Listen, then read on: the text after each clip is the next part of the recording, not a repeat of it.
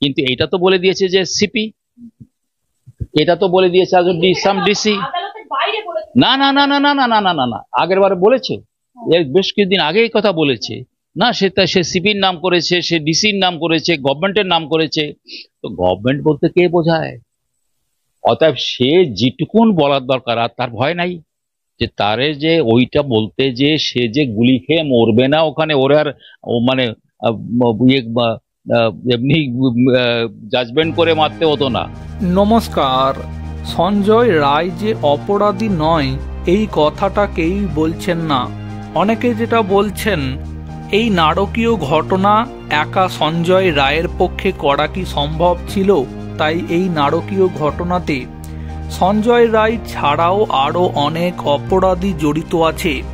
আর এই জায়গা থেকেই এখন প্রশ্ন উঠে যাচ্ছে, তাহলে কি জেলে সঞ্জয় রায় যতদিন জীবিত হয়ে থাকবে ততদিন আরও যে সমস্ত অপরাধীরা এই ঘটনার সাথে যুক্ত আছে তারা চিন্তাতে থাকবে? সেই জন্য তাহলে কি সঞ্জয়কে মেরে ফেলে এই ঘটনার চ্যাপ্টার ক্লোজ করে দেওয়া হবে?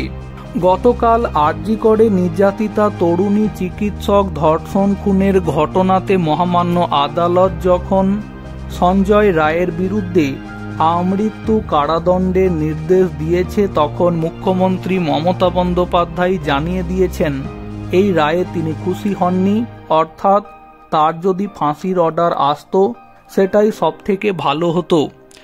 আর এই জায়গা থেকেই উপেন বিশ্বাস এবার এই প্রশ্নটাই তুলে দিলেন, সঞ্জয় রায় কেন এখনো আরও যে সমস্ত অপরাধী আছে তাদের নামগুলো বলছে না।